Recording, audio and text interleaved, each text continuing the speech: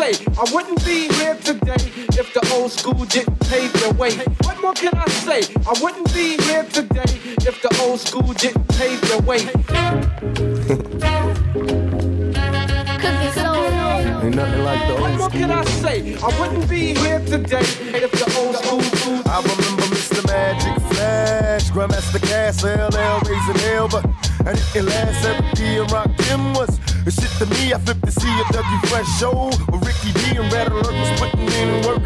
And Chuck Chill had my homies on the hill getting ill when shit was real. What I still remember raw with Daddy Kane when De La Soul was putting potholes in the game. I can't explain how it was. Houdini had me bumping on that Buddha getting buzz. Cause there I was, them block parties in the projects and on my block. You won't stop sipping on that private side. And through my speaker, Queen Latifah and MC Light. Listen to tracks of KRS to get me through the night. With Tiller Rock and Mantronics, it's the Sonic. Remember it with the bond shit, nothing like the old school. What can I say? I wouldn't be here today if the old school didn't pave the way. When the world went to my closet to look for skeletons, they found no skeletons. They found beautiful shoes from Marikina. What up, everybody? Welcome to the Soul Slam Show. I'm your host, Antonio, and to my left... This is Ira. Let's get it started. All right, let's start business because we have a lot to discuss actually for this week. And first things off, we want to talk about our pick of the week, which is... Ta-da! All Jordan 11 lows. Okay, well, technically, yung mga lumabas since 2011, I think. Yeah. Onwards. Recent. Wala dito yung mga snakeskin na mga dati. Kasi soul step na iba dun eh. Okay. I think the first one is the Cherry Lows. They came out, I think, mga 2012. Yeah, mga summer of... oops, sorry. They came out, summer of 2012. And then also, these are all white and then patent. White patent and then red soles. Madumi siya kasi ginamit ko eh. Yan. And then next one is some call them the half moon and some call them the reverse Concords. So, ito usually mga madalas nilang kino-customize na... Kasi magandang canvas tong white eh. So, madali lagyan ng paint.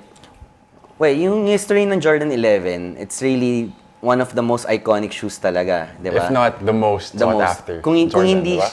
After Jordan 1, kumbaga most recognizable shoe ni Jordan is... So, I think yun yung first time na nagsuot si Jordan ng shoe for the next season, the previous season. Or prolonged, di ba? Usually kasi start ng season, meron na siya. Iba ng shoe. Parang kung paano yung mga... Start niya, like, late na eh. Late na sinuot.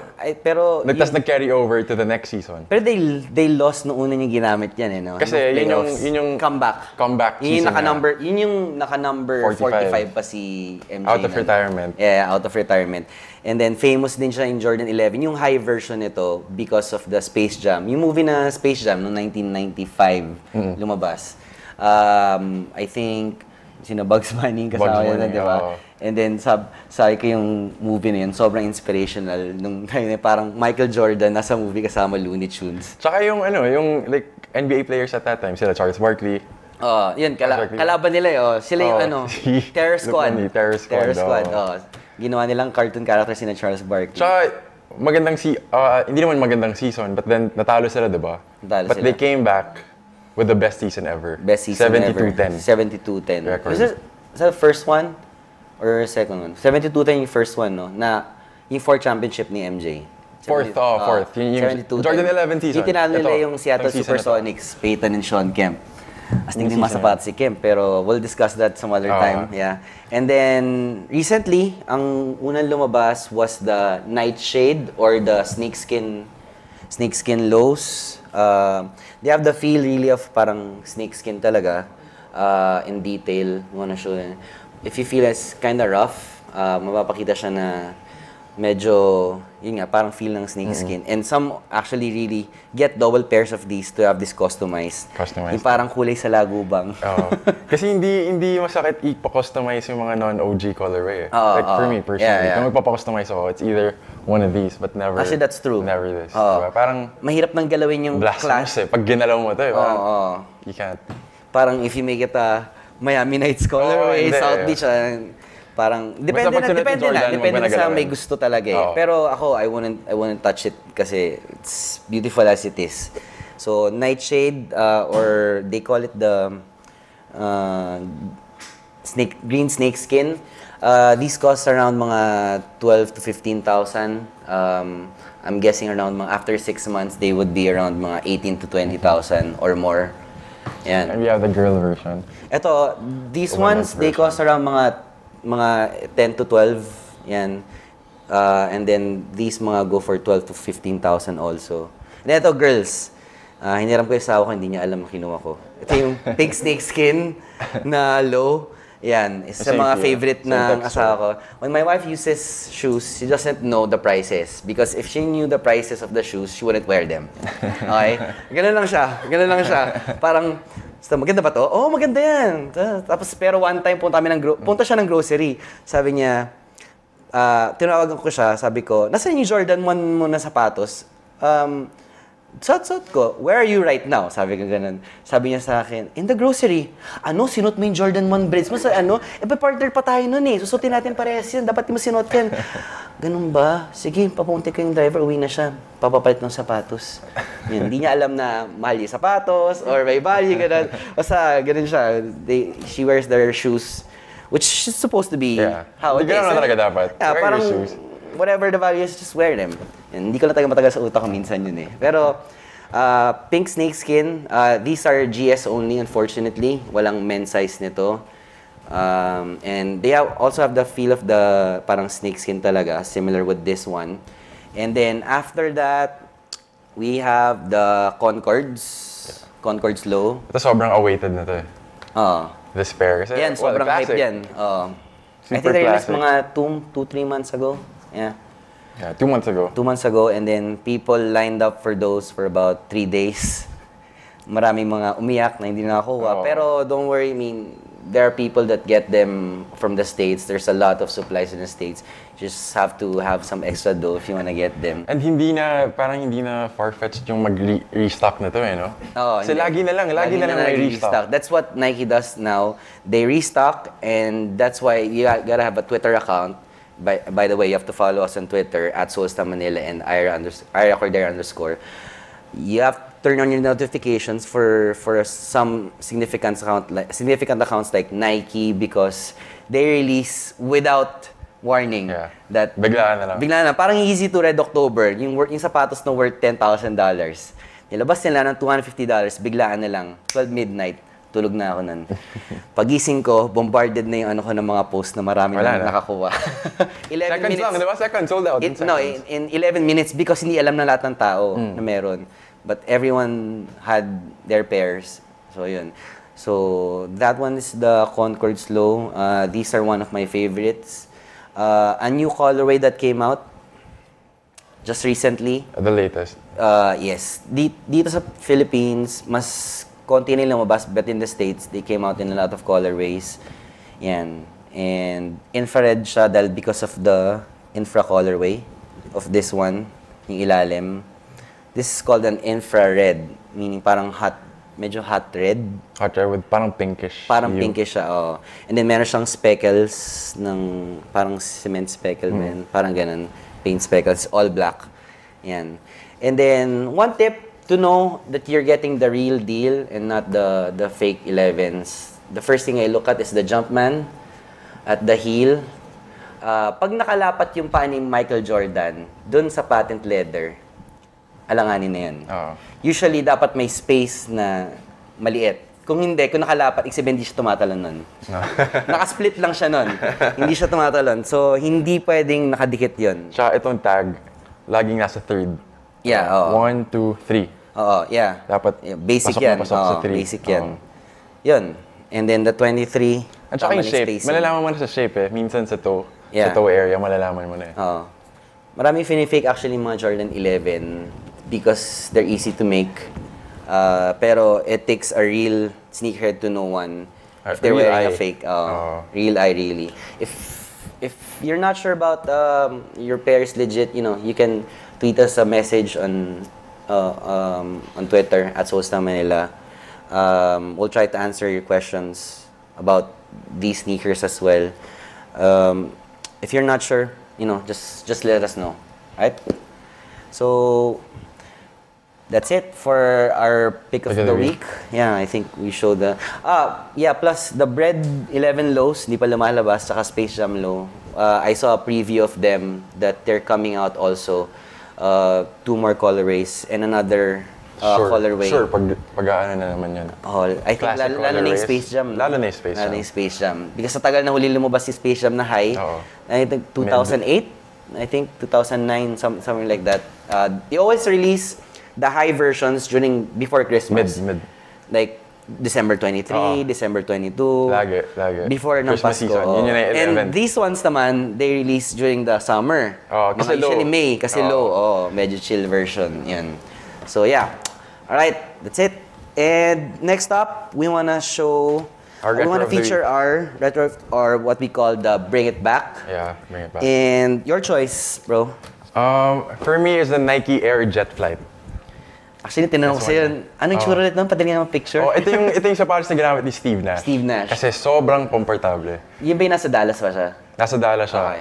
In fact, sobrang favorite niya itong sapatos na to, na he used it for 2 seasons. Tapos Nike pa mismo nagsabi sa kanya na, palitan mo na sapatos mo. Pero he doesn't want to change it. Kasi syempre, marketing, di ba? May new models na eh. Pero he stuck with this pair. Okay. Syempre, for a reason. Tsaka, for me, it was one of the parang most comfortable shoes ever. I've never worn for playing, to be honest. Lalo na for playing, performance. Tsaka, this reminds me of the End One Chosen One. Yeah.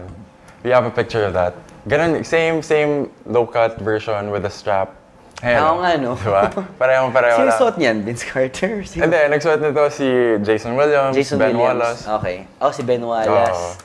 Ng Detroit. And kung i-compare natin like sa recent releases, medyo kahawig din siya ng KD7. Okay. Diba? Strap sa mid-area. Yeah. And by the way, I was wrong during the first episode. That's not a Nike ID. It's Global Games. Global Games, see? May release date talaga. See, I'm not an expert. I don't know a lot of things, but I'm really passionate about shoes. I'm not just an expert. So, feeling ko, pag binalik nila, Bring It Back, feeling ko, i-modify na, yung Jet Flight, feeling ko i-modify nila. May something like Lunar Law, mga ganun technology. Let's say, Flyknit. Flyknit, di ba? Hindi malayo mangyari yun. Magkaan kaya yung sa paa? Magkaan ba yung sa paa yun? Oo. Low siya, no? Low version. Tsaka ito yung pre-Kobe era na puro low-cut na basketball sapatos. Ito, I think, hindi pa uso nun dati yung mga low-cut. Hindi one of the first. If not the first, hindi ko alam, pero one of the first for sure. Okay. Na basketball performance, Yeah. Performance shoe. Yeah, and Steve Nash became really good in Dallas during Actually, si Dirk, sinunod din ni Dirk eh. Si Dirk din?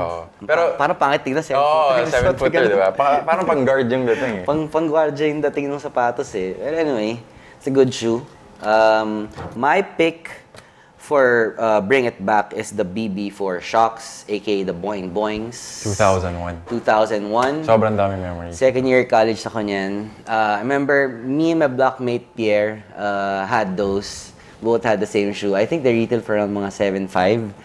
And before, at 7,500, it was crazy. Crazy price to pay for those. I didn't know how to store shoes back then. So, nilagay ko lang sa cabinet sa garahe. Pagbalik ko after mga 2 weeks, yung shocks niya, may butas-butas na. Pagsuot ko, boing! Tsaka ito yung one of the kinain ng mga langgam.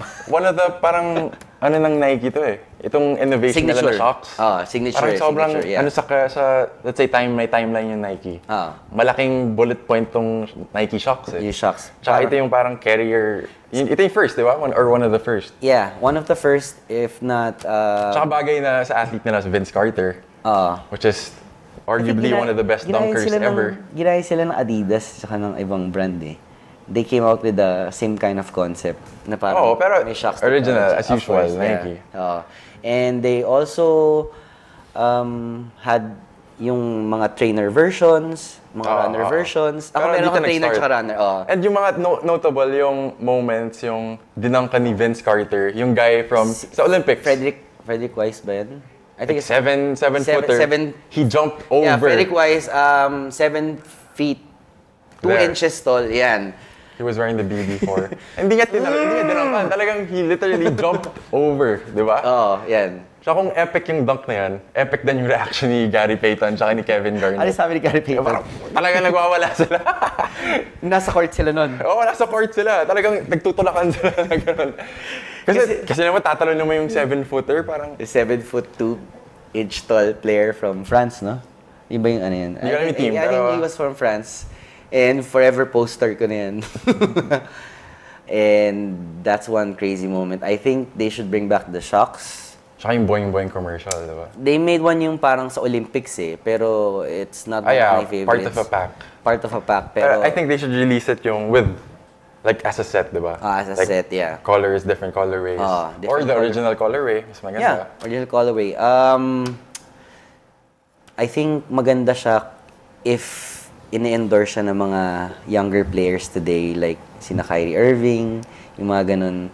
Pero sabi nila, accident prone daw yung shoes eh. Actually, mas bagay sila sa mga high flyer. High flyer. Pero mga high flyer na pwedeng gumamit. Mga DeRozan, DeMar DeRozan. Rudy Gay, mga ganun players sa bagay eh. Mga high leaper.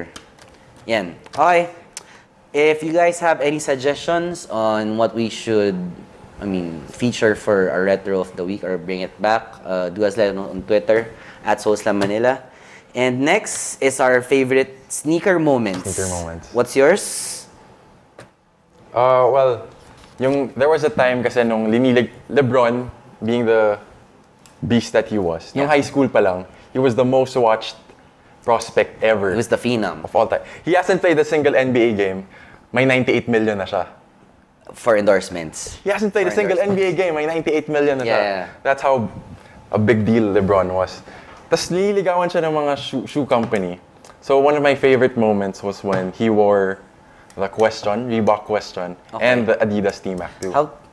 Pero he didn't have a deal with Nike. It's just that... Binigay sa kanya. It was just given to him. Parang nililigawan siya. This is what you expect from us. If you sign with us. Okay. Tsaka imagine, di ba, questions that Iverson doesn't have. Or T-Max that T-Mac doesn't have, di ba? Correct. Si LeBron lang. Ganun siya ka-big deal. Nice. Well, I'm not really familiar with all like the PEs that LeBron had when he was in high school, but I saw that most of them, of course, were green. And gold. And green and gold because of his team. May Hyperflight pa. Ang dami niya sinuot. Ang dami talaga. Pero ito yung like notable for me. Tapos nga yung lumabas na siya sa NBA, yung LeBron one was because of designed because of the Hummer, no? Yung Hummer na binigay ng mom niya sa kanya. Daw. Nabigay ng mom niya, pero very controversial yung Hummer na yan. Ano sila parang hardship case sila, diba? Kaya siya nag-leap to the pros. Hindi na siya nag-bother na pumunta ng college to, further risk like injury and stuff. So, he went straight to the pros. Pero ngayon wala nang... Hindi na pwede. You have to be at least 19 years old or... And 2 years in college. 2 years in college. At least. Para makontinue naman yung program sa US. Kasi ang hirap yung mga college players, they jump right away, raw. And then NBA players get drafted because of potential. Pero not because of talent anymore. Pero ang daming high school players na nasira yung career kasi sobrang aga nila. Sobrang aga. Parang marami. Hindi sila mature mag-isip. Pero LeBron is one of the more mature thinkers, di ba? Para sa age niya. At 18, he handled himself parang veterano na eh. Iba. Tsaka yung katawan niya, iba na. Veterano na rin yung katawan niya eh. Pang 24 years old, 25 years old na siya nun. So, yeah, I think we'll still have to wait where he's going, if it's Cleveland or Miami or another team. We'll see. Pero maybe most likely next week, we'll know what team he's with. He's gonna make his decision after World Cup. Yeah. Okay. And my favorite sneaker moment is when Michael Jordan scored 63 points against the Boston Celtics. Ito yung mga parang nag-in-between the legs siya maraming beses. Yun, yung pinaka-naalala ko. Parang crossover siya maraming beses. Siguro mga 10 beses. Tapos nilayapan lang niya. Hindi, nag-pull up siya. Pull-up jumper pala. Tama. Doon siya sa key. Sa corner. Siguro mga 4 na beses niya inano. Tapos nag-pull up siya. So ano may sinabi si Larry Bird? Si Larry Bird ba nagsabi nun? Larry Bird said, quote, I think when he was interviewed, he said, God disguised as Michael Jordan. So that guy wasn't Jordan. That guy was God. Wasn't Michael Jordan? That guy was God disguised as Michael God. Jordan. Ganun siya kagaling. Wala pa nakaka-break ng record nun up to now na 63 points in a playoff game. Because sa playoff talaga, iba yung intensity ng laro. Tsaka Anong age na nun? He was a rookie, di ba? Rookie, yeah. And then he was wearing what pair? Jordan 1. Jordan 1 Breads, yung band. Yung band ba yun, di ba? Well, alam mo ba, trivia lang, yung Jordan 1, technically, hindi yung Jordan 1 yung binan. Anong pair? It was the Airship, Nike Airship. Airship ba? Airship yung suot niya. Pero may commercial na parang, Nike na yun. Nike kasi na matalino Nike. Pero technically, binan yung colorway na black-red. Na black-red. Kasi pre-season pa nun eh. Wala pang Jordan 1. Wala pa. Hindi pa ginagawa ng Nike. Wala pa yung logo niya ng Air Jordan. Wala pa. So ano pa yun? Airship. Tapos binan ng Nike. So I think 2 weeks after, nung NBA season na, doon na binigay ng Nike yung actual Jordan 1. Tapos sinakyan nila yung binan yung Airship. So sinakyan nila.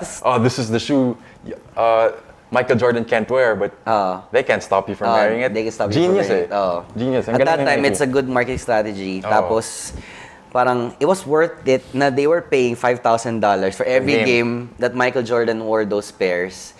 Na tipong, okay lang, $5,000, pero ang dami namin nabibenta. And the shoes were like $40 back then. 1985, 86, they're cheap. And sometimes nasa clearance rack pa siya, mga $20 na lang, ganun. Ngayon, it's unheard of that you'll see a pair of Jordans for $40 na brand new. Ano kaya yung retro nila yung Airship, no? Maganda rin yun. Airship. Para lang siyang Jordan 1. Maganda rin yun. Well, the original band, yun talaga yung binan eh. I think, may ibang athletes yung Nike na nagsuot nun, di ba? Oo, madami. Para siyang Converse weapon. Yun yung counterpart. Yun yung counterpart nila. Pero at that time, Converse, mas higit pa. Converse had Magic Johnson and Larry Bird. Isaiah Thomas, tapos sino Mark Aguirre. Ang dami nilang players back then na na malakas. Tapos Puma also was into the basketball sneaker game. Sina Ralph Sampson 1982, he had a pair of shoes. Tapos of course Clyde Frazier back in the mid-70s. So wala pang brand na Nike sa basketball court. 1984 pababa. Tsaka exact words ni Jordan nung una niya nakita yon. Mas ayaw niya suotin kasi devil colors daw. Devil colors. Diba? Devil colors, I don't want it. Pero tignan mo ngayon. Yeah. Okay. That's our sneaker moment. And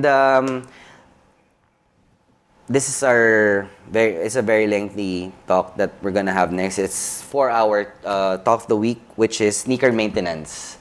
Ito yung bulk talaga ng discussion natin wherein we want to talk about how to maintain your sneakers, how to protect your sneakers, usually we have the sneakers. Product review, but for this week, we will have this. Yeah, kasi medyo mahaba siya. So, what can we talk about first? Of course, storing your shoes, not just in box, but I put them in Ziploc bags.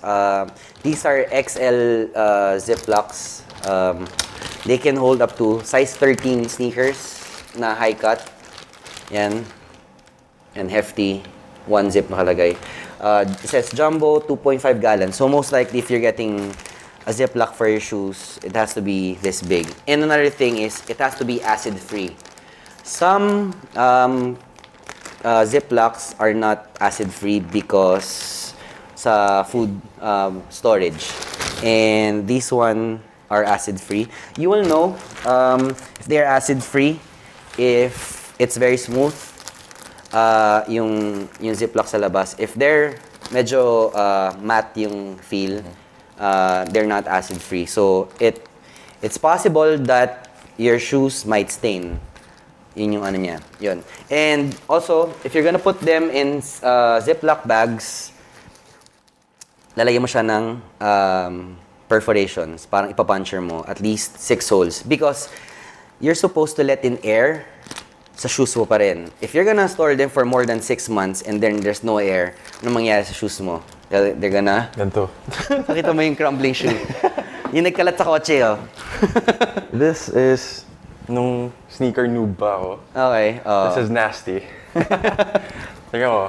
Apparently, hindi pa ako expert nun. This is what can happen to your shoe.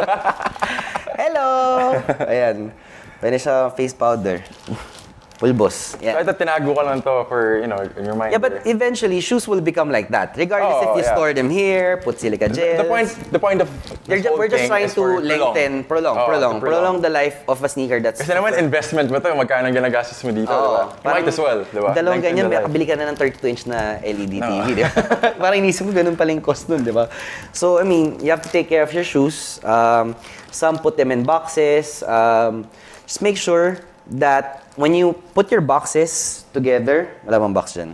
Nyari, isa pabot isang box. When you put your shoes together, kalat. Okay. Nyari, if you're gonna stack your boxes, ganyan, di ba? Di ba, patong-patong. Make sure until 5 lang na sapatos magkapatong. More than that, pwedeng tumumba na yun. Lulubog yung shoes. Kasi hindi naman matigas yung mga boxes eh. Unlike yung mga new ones. Pero most of them, like yung Jordan 3, ang daling tumumba yan. Pag patungin mo 10 ganon, babagsak yung mga box mo. And make sure there's like 2-inch space, 1 or 2-inch space in between. Saan ba yan? Sa gitna. Sa gitna. May 2-inch na space when you're stacking. Like, yan, ganyan, di ba? Stack. Because you have to let in the air circulate. Hindi pag nagkatabi. Yan. Yung sa mga tips. Ito yung mga nakuha ko talaga sa mga ninuno ko sa mga sapatos talaga. Ito yung mga, hindi ko na mention yung mga totoong OG talaga, mga 1990 pa lang collector na ng mga sapatos. So they know their stuff. So it's just, passed on knowledge really to me that I've been using for the past 4 years. And next one is another tool that you need is the silica gel. Silica gel. Which is something like this. These can be bought in your local hardwares. Ito yung sags ko kanina sa car na if they're turning like this, white, and they're not clear like this anymore, it's time to put them in the sun. Bibilad mo sa araw, they turn purple and black. Yun, you have to put them in the sun, bilad mo sa araw for about 30 minutes to 1 hour para umangat ulit yung basically, ito moisture. Yung naipon niya, di ba? Ito yung naipon niya na moisture within your shoe. You put them 1 each inside each shoe. You don't put them dun sa loob ng shoes because bumibikit yan sa mga paint eh. Yung plastic nito. So, delikado. Just 1 each. Iba naglalagay parang 10. Ganun nilalagay. Parang ginawang parang prune na yung... Mas maging prone siya sa cracking. Parang sobrang hinihigop na niya yung moisture. Because shoes, yung material niya, it's parang, alam mo yung sponge, di ba? When you use a sponge and then you don't use for quite some time, tumitigas siya. So, same din with shoes. Yun din yung concept nun. Next, I think mga box nito, isang box, mga nasa 40 pesos. At saka moisture yung kaawin dito eh. Yeah. Especially with white shoes. The thing is, if it gets wet, tas naarawan, that's when it yellows. Yeah. Kaya as soon as possible, kung nabasa, parang wipe agad eh, di ba?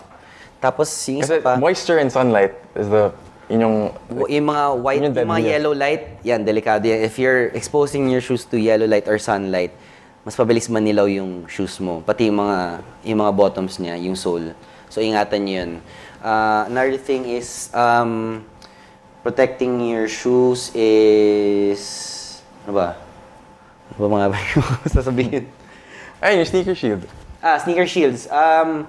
These sometimes are not so comfy, but if your shoes have a little space, you put them in front of the shoe, inside, so the toes don't crease. Iba yung mga nagreklamo yung mga Jordan 1 nila, Jordan 3, Jordan 4, ang bilis mag-crease ng harapan. Yung sa harapan niya, na part. So ginagawa mo, basically to avoid yung mga so instead of walking like a duck, parang ako, yung ganun, parang pato. Ang astronaut. Parang astronaut.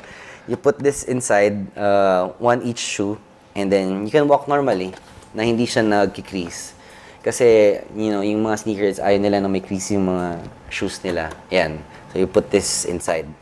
There. And another one, dehumidifiers.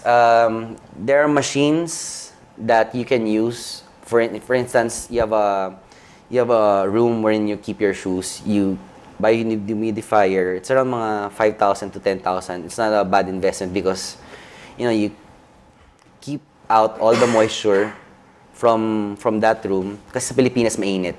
Countries like Philippines and Singapore are not, sneaker collector friendly. Mas more friendly sa mga Japan, sa Hong Kong, sa US, sa Europe. Kaya sometimes I'd rather buy it from someone na taga ganong country rather. Especially if you're buying old pairs, diba? Especially if buying 5-year-old pairs or more. One sign that you'll know that a shoe is crumbling before you buy them, parang may mga dot na siya ng mga parang tsaka sa air bubble, chip. Makikita mo parang hindi na as clear as... Like ito. Pero to, this is still wearable. Jordan 4 Black Laser. Foggy. And foggy na yung... Merong mga magaling maglinis niyan eh. Yung mga foggy soles. Tapos yan, nalilinis yan. Para maging clear siya ulit. They can do that. There. By the way, this pair, I used them for 4 times already. Pero mga siyang bago. I use a shoe cleaner. Use a shoe cleaner like Clyde shoe cleaner. Paano mo yung ginagawa? You put in water. Dip mo muna siya sa water. But before anything, make sure your shoe is like lint-free and dust-free. Yun. Diba? Walang before anything, just punasan mo muna. Yeah, quick wipe lang. Yeah. Before you do that. Tapos ito, dip mo sa water, spread mo parang toothpaste yung tapos you rub it like in a circular motion.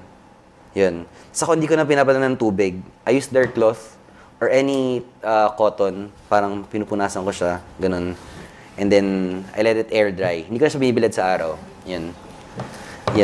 Just be careful with using using shoe cleaners, any shoe cleaner in suede. Try it muna na small part. Yeah, small part. Kasi minsan nagbe-bleed siya. Yung red, pwede pumatong doon sa blue. So magkakaroon ka ng bagong colorway na sapatos pag hindi mo inangatan yung sapatos mo. Yun. Okay. Ano pa ba? Yellowing soles. There's some people that do service that clean the soles. I use something like sole sauce. I put it in, ito yung mga yellowing, yan, yung mga yellowing na soles yung ganyan. I put in the sole sauce, tapos I use a toothbrush. Never use your hands, mamumuti yung hands mo. Put it there. So hindi ba ito parang yung Siglo dati? Parang Siglo, that's bleach basically. Pero riskier yung Siglo eh, diba? Kasi pag nag-sip in siya doon sa gitna, lulubog siya. But I've never used this. Pero Siglo. I used this in Jordan 11 Columbia. Papayad mo siyang ganun. Tapos, pag napayad mo, patungan mo siya ng yung cling wrap, yung clear sa food. Tapos, bibilad mo sa araw. 30 minutes. Yan. Tapos, after isa, linisin mo. Tapos, if you're not satisfied with it, do another one. Yan. So, it'll become icy again. I don't know what it is with sneakers, but they want their shoes still icy. Ako, I like, parang yung gum sole na yung feel eh. Kasi parang minsan maganda yung look. Maganda yung ganun, parang it brings character. Parang for shoes. Akin, that's what I always say, parang tinatanong ako, why do you like your shoes parang brownish yung sole? Sabi ko, I like it. It's like, brings character to the shoe. True. Yeah. What else? Other tips that you have on your own? Wala? Hindi, wala. Nakita mo ba yung Jordan 8 ko? You want tips from me? Meron pa. Ito pala. See this? Ayan ang tip ko. Huwag nagayahin. There's another thing. It's called a sole protector. I use this in my shoes na matulad ng mga Yeezy. Yung mga pairs na more than 50,000 yung price. Para hindi siya heel drags, yung mga signs na nagamit na siya. So you cut it out, you put the shoe in yung sa niya. Clear lang siya. You cut it out like this. Tapos didikit na siya ng ganun. Kuha ka ng blower. May parang film. Parang film. May film yung sole. Pero it's not meant for basketball. If you're gonna use it for basketball, don't. Because mawala yung traction. Mawala yung traction ng sapatos mo. Mawala yung traction. You're gonna be prone to accidents. Sabi nila ganun. Winarningan na nila. It's just meant for walking in the mall. Yun. Hindi pwede yung tatakbo ka ganyan. Suot mo yan. So, boblower mo lang siya, kakapit na siyang ganun. And the good thing about it, it'll last you a good, 6 months use, and then you just change it. Yan. Yeah. Ano pa ba?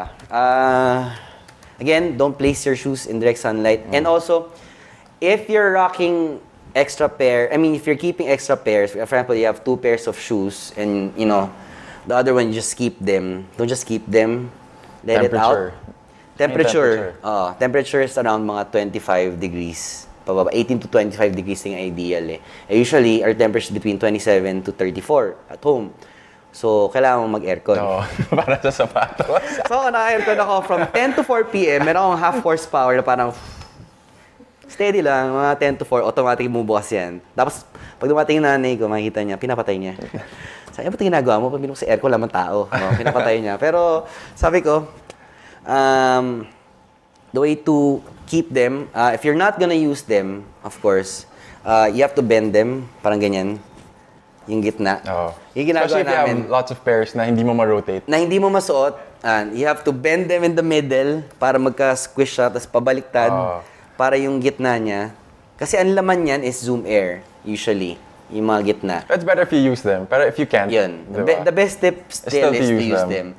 Like, yun yung mga tips sa mga taong... rotation, di ba, per month. Sa mga taong merong more than mga 150 pairs. Pag parang storage room na yung closet parang mo. Storage room you can't wear them all, di ba? Okay. Kaya ito na lang gagawin. Ginagawa ko nila minsan sa bahay, pag hindi ko talagang masuot, suot ko siya sa bahay, tapos ilalakad-lakad ko lang, mga 30 steps. Yun yung parang break-in niya. Pero sa bahay lang, yun. Pero it's still brand new. 30 steps, ha? It's still, 30 dapat. It's still brand new. 30 steps na talaga. 1, 2, 3, forward, tapos pabalik, tapos tanggal, dahan-dahan. Yung parang may ganon yung kalso sa likod. Ingatan ko talaga, yun. And then I walk like a duck. That's why usually hindi naman, ano yung, let's say, first sneakerhead, di ba, may one day na, let's say, today, maglilinis akong sapatos. Di ba, may one day ka na dedicate to just maintain, di ba? Meron talaga one day na tipong, masipag ako. May times na ganun. Okay. If you guys have any more questions about that, do tweet us at social media or ask Ira Cordero. Ira Cordero _ on Twitter.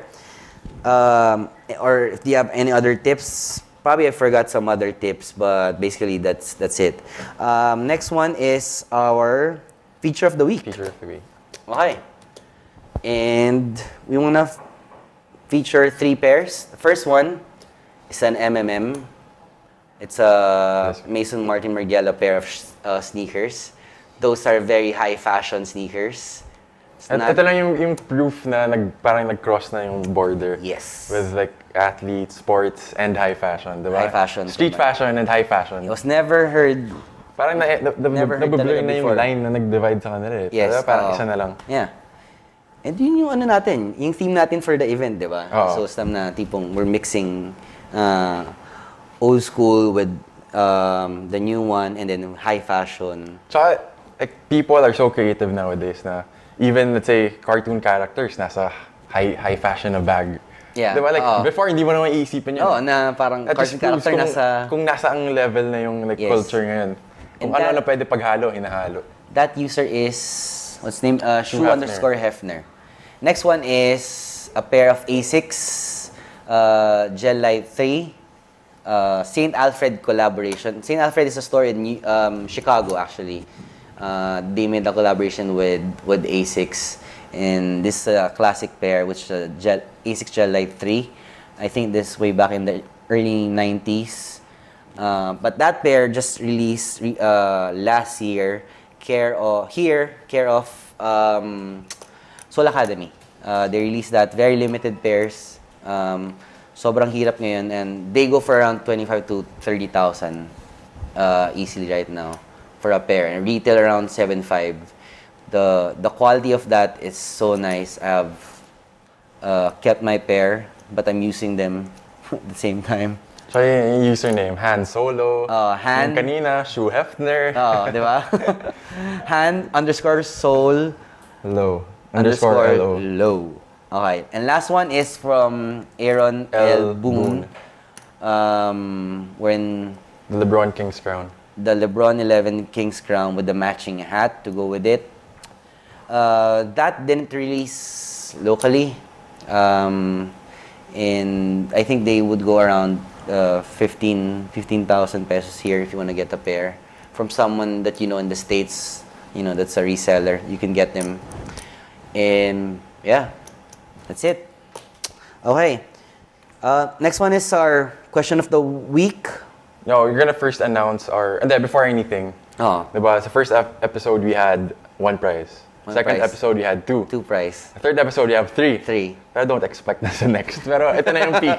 Okay, 3 prizes per episode. Yeah. And first announce muna yung winner. Yung winner natin of Guess the Sneaker. Of Guess the Sneaker, which was the Dada C-Dubs Chrome, used in the All-Star game by Chris Webber. So the winner is Justin Cruz. Justin Cruz, Justine Cruz.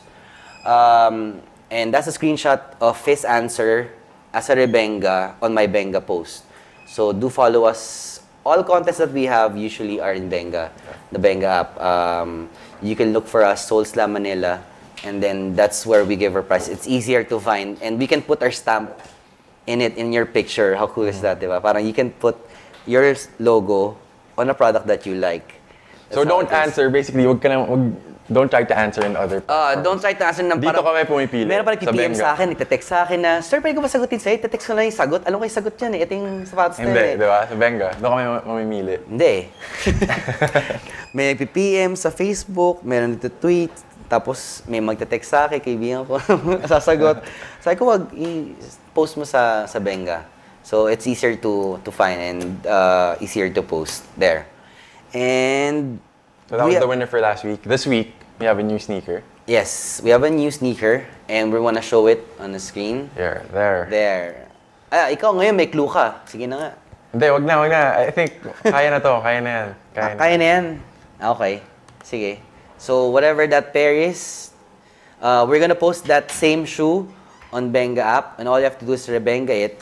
And then you can see the actual shoe there. And then all you have to do is do a Rebenga, which is do a reply, so that you can answer which pair is that. So we'll pick one winner. And how much yung mapanood niya? 3,000 store credits. 3,000 store credits from the Soul Slam store. Cleaner. And a Clyde shoe cleaner. Plus other freebies as well. We're probably gonna throw in a whip cap hat actually.